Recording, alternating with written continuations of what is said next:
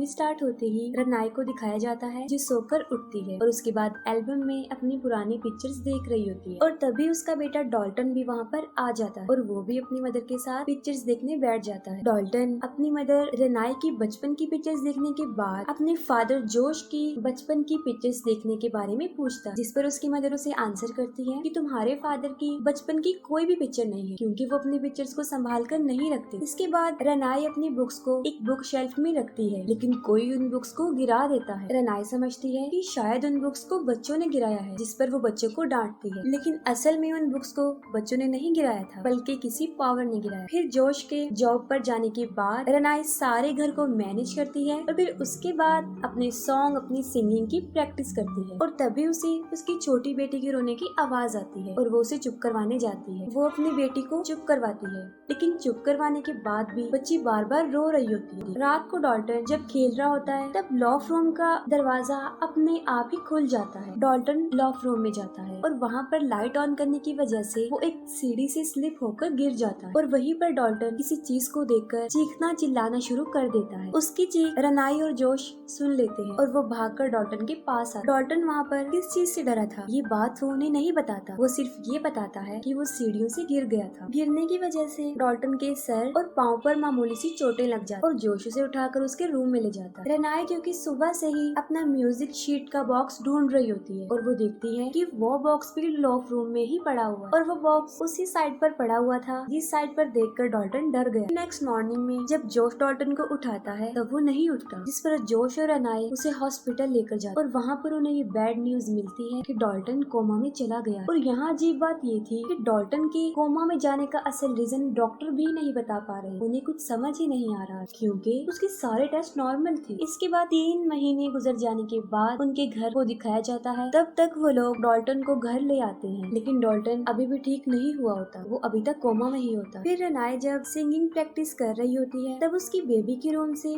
Baby monitor में कुछ लोगों के बोलने की आवाजें आती हैं और वो आवाजें आहिस्ता आहिस्ता तेज होती जाती हैं और फिर वो बच्ची रोने लग जाती है। तब रनाई भागकर वहाँ जाती है लेकिन वहाँ पर कोई भी नहीं होता। रात को रनाई का दूसरा बेटा फॉस्टर उसको कहता है कि मैं अपना रूम चेंज करना चाहता हूँ। तब रीजन पूछने पर वो बताता है कि रात को डॉल्टन नींद में चलता है जिसकी वजह से वो डर जाता है। हालांकि फॉस्टर का रूम डॉल्टन के रूम के बिल्कुल सामने होता है और डॉल्टन तो कोमा में था, तो इसी वजह से रनाई उसकी बात पर ज्यादा ध्यान नहीं देती। आधी रात को फॉस्टर की आँख खुलती है और वो सामने वाले रूम में देखता है जहाँ पर डॉल्टन सो रहा होता है, जिसकी वजह से वो बहुत डर जाता है और अपने रूम का डोर बंद कर लेता है। तभी वो नोटिस करता है कि उसके रूम के बाहर कोई चल रहा है। तब फॉस्टर डर कर जल्दी से भागकर अपने बेड पर आ जाता है। फिर जोश और रनाई अपने रूम में होते हैं। तब उनके मेन दरवाजे पर नॉक होता है। जोश वहाँ पर जाकर चेक करता है कि कौन है, लेकिन वहाँ पर कोई भी नहीं होता। जोश दरवाजा बंद करके सिक्योरिटी अलार्म ऑन करके वापस अपने बेडरूम की तरफ आ रहा होता है, लेकिन घर का अलार्म जोर जोर से बजना शुरू हो जाता है। तब जोश भागकर वहाँ जाकर चेक करता है और वो देखता है कि दरवाजा खुला हुआ है। वो दरवाजा और अलार्म दोनों को बंद करता है और तभी रनाई को अपनी बेटी के रोने की आवाजें आती है। रनाई जब अपनी बेटी के रूम में जाती है तब उसे वहाँ एक आदमी नजर आता है, जिसे देखकर वो काफी शाउट करती है और जोश को बुलाती है। तब जोश भागकर वहाँ पर आता है और वो बताती है कि उनकी बेटी के रूम में कोई आदमी था। जोश सारे रूम को चेक करता है। अब जोश जब दोबारा मेन डोर के पास आता है तो वो देखता है कि इस बार भी दरवाजे खुले हुए हैं, जिसको वो कई बार बंद कर चुका है। इस बार भी जोश वही करता है, दरवाजा और अलार्म दोनों बंद करता है और पूरे घर को चेक करता है कि आखिर ये क्या माजरा है और कोई है तो नहीं घर के अंदर। फिर हम देखते हैं कि इतना अरसा गुजर जाने के बाद भी डॉल्टन की कंडीशन पर जरा भी पॉजिटिविटी नहीं आ रही और डॉक्टर्स भी इसके पीछे असल वजह को नहीं जान पा रहे और रनाई को डॉल्टन की बेडशीट पर खून से भरे हुए एक पंजे का निशान नजर आता है, जिसे देखकर वो बहुत बुरी तरह डर जाती है और फौरन जोश को कॉल करती है। लेकिन जोश घर आने में थोड़ी देर कर देता है, जिस पर उन दोनों के दरमियान थोड़ा सा झगड़ा होता है। रनाई जोश को बताती है कि ये घर कर्ज्ड है और जब से वो यहाँ पर आए हैं उनके साथ कुछ न कुछ अजीबोगरीब हो रहा है। उसे लगता था कि शायद इस घर में कोई गड़बड़ है और चीजें भी अपने आप इधर से उधर मूव हो जाती थी। रात को रनाई को एक ख्वाब आता है और ख्वाब ख्वाब में वो डॉल्टन और उसके साथ वहाँ पर एक शैतान को देखा और फिर वो नींद से जाग जाती है। और तभी रेनाई को बाहर किसी का चलता हुआ शैडो नजर आता है और तभी एक आदमी उसके रूम के अंदर आ जाता है। तब डरी और सहमी हुई रेनाई शाउट करना शुरू कर देती क्योंकि वो आदमी उसे डरा देता। जोश जल्दी से वहाँ पर आता है। रेनाई उसे कहती है कि अब वो मजीद इस घर में रहना नहीं चाहती क्योंकि ये घर हॉन्टेड है। वो लोग उस घर को छोड़कर एक दूसरे घर में शिफ्ट हो जाते हैं। शिफ्टिंग में इनकी हेल्प करने जोश की मदर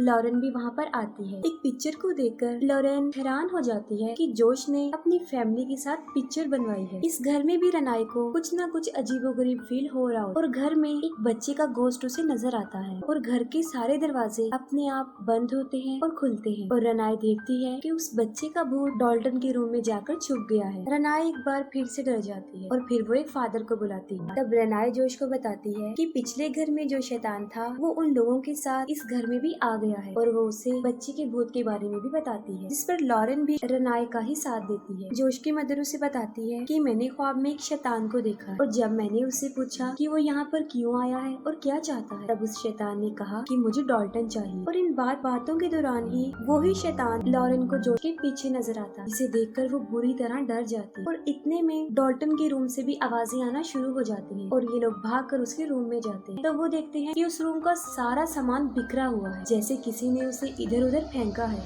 और यहाँ तक कि डॉल्टन भी अपने बेड से नीचे गिरा हुआ था। ये सब कुछ देखकर रेनाई मजीद डर जाती और फिर लॉरेन पैरानॉर्मल एक्टिविटी की स्पेशलिस्ट एलिस को बुलवाती। एलिस घर आती है और जब वो डॉल्टन के रूम में जाती है तब वहाँ पर उसे किसी शैतान की प्रेजेंस का एहसास होता है। एलिस को वहाँ पर शैतान नजर आता है और साथ साथ उसे उस शैतान का इरादा भी पता चल जाता है कि वो डॉल्टन के लिए ही यहाँ पर आया। जोश और रेनाई को बताती है कि डॉल्टन कोमा में नहीं है, बल्कि उसकी ऐसी हालत एक ऐसी खूबी की वजह से हुई है जो हर किसी के पास नहीं होती और इस खूबी की वजह से ही डॉल्टन की सोल इस दुनिया को छोड़कर कहीं और जा सकता है। और डॉल्टन की सोल एक ऐसी दुनिया में जाकर फंस गई है जहाँ पर मरे हुए लोग रहते हैं, यानी डॉल्टन की सोल भूतों की दुनिया में चली गई है और इसीलिए घर बदलने से भी कोई फर्क नहीं पड़ा क्योंकि हॉन्टेड उनका घर नहीं था बल्कि डॉल्टन के वहाँ पर होने की वजह से डीमन सोल उसकी तरफ आ रही है ताकि उसे पोजेस कर सके, क्योंकि किसी भी इंसान को पोजेस करना आसान नहीं होता और इसीलिए वो सारे शैतान बहुत अरसे से ये कोशिशें कर रहे हैं। और जोश डॉल्टन के पास चला जाता है और उसे कहता है कि अगर तुम मुझे सुन सकते हो तो मुझे कोई हिंट दो। और तभी डॉल्टन की बनाई हुई पेंटिंग्स में एक पेज नीचे गिरता है। जोश उस पेज को उठा लेता है और उसकी नजर डॉल्टन की बनाई गई बाकी पेंटिंग्स पर जाती है और उन ड्राइंग्स में एक ड्राइंग वो भी होती है जो उस शैतान की, जिस पर जोश को रियलाइज होता है कि एलिस बिल्कुल ठीक थी। एलिस और उसके साथी डॉल्टन से कनेक्ट करने की कोशिश करते हैं और उसके साथ उनका राब्ता हो भी जाता है। डॉल्टन उनकी आवाज सुन सकता था और वो उन्हें रिप्लाई भी करता है। डॉल्टन उन्हें बताता है कि वो एक आदमी से डरा हुआ है जिसके चेहरे पर बहुत ज्यादा आग है और डॉल्टन इन लोगों से बात करने से डरता है क्योंकि उसे इस बात का डर था कि कहीं वो शैतान उनकी कन्वर्सेशन ना सुन ले। डॉल्टन डरी हुई आवाज में कहता है कि उस शैतान ने हमारी बातें सुन ली है और इसके साथ साथ डॉल्टन बुरी तरह डर जाता है और इसके साथ ही उन लोगों के साथ अजीबोगरीब होना शुरू हो जाता है और डॉल्टन अपने बेड से उठकर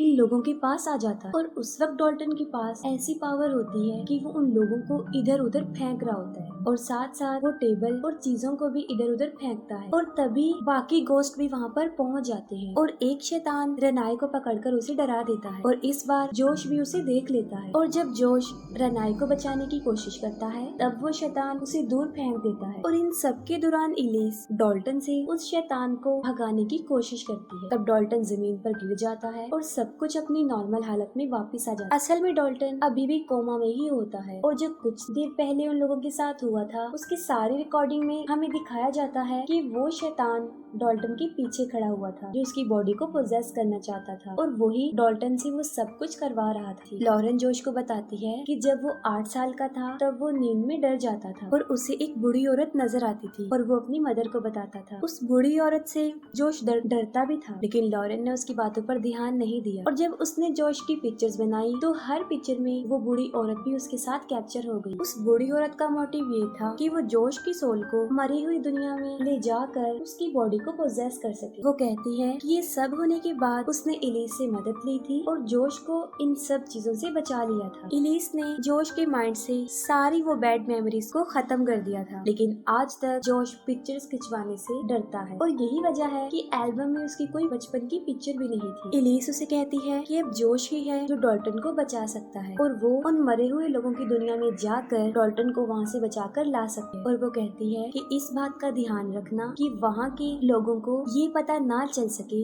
कि तुम इसी दुनिया से गए हो, वरना वो लोग तुम्हारी बॉडी के लिए भी यहाँ पर आ सकते हैं। और फिर जोश दूसरी दुनिया में चला जाता है और डॉल्टन को ढूंढता है। इसी दौरान वो बहुत सारे क्रीपी गोस्ट को देखता है। आगे जाकर वहीं पर उसे डॉल्टन भी मिल जाता है, जिसके पाँव को किसी ने जंजीरों से बांधा हुआ था। वो दोनों मिलते हैं और डॉल्टन जोश को बताता है कि वहाँ पर एक शैतान है और उसी शैतान ने उसे यहाँ पर रखा हुआ है। जोश डॉल्टन को उन जंजीरों से आजाद करता है और तभी वो शैतान जोश को देख लेता है। वो शैतान जोश पर अटैक कर देता है। जोश किसी तरह अपनी जान बचाकर डॉल्टन को वहाँ से लेकर भागता है, लेकिन जोश वहाँ से आसानी से वापस नहीं आ रहा होता क्योंकि बहुत सारे भूतों ने उसे घेरा होता है। तब रेनाई जोश की हेल्प करने के लिए उसे आवाजें लगा रही होती है और तभी जोश घर के अंदर आ जाता है और डॉल्टन को घर के अंदर छोड़ देता है ताकि वो अंदर अपनी बॉडी के पास चला जाए। तभी डॉल्टन आगे चला जाता है और हर जगह पर अपनी बॉडी को ढूंढता है और इतनी ही देर में डॉल्टन के पास वहाँ पर वो शैतान आ जाता है जो उसे रोकने की बहुत कोशिश करता है। तब डॉल्टन भागता है और शैतान भी उसके पीछे पीछे भागता है, लेकिन डॉल्टन भागकर अपनी बॉडी के पास आ जाता है। और फिर हम देखते हैं कि जोश को वही बूढ़ी औरत नजर आती है जिसे वो बचपन में देखा करता था। जोश उस पर काफी शाउट करता है और उसे वहाँ से जाने के लिए कहता है। जोश उसे कहता है कि तुम यहाँ से चले जाओ, मुझे अकेला छोड़, और मैं तुमसे नहीं डरता। और यहाँ पर हमें पता चलता है कि जोश तो असल में घर के बाहर होता है और वो बूढ़ी आत्मा घर के अंदर होती है। और तभी जोश और डॉल्टन होश में आ जाते हैं और उन्हें देखकर सब लोग बहुत खुश हो जाते हैं कि डॉल्टन भी होश में आ गया है,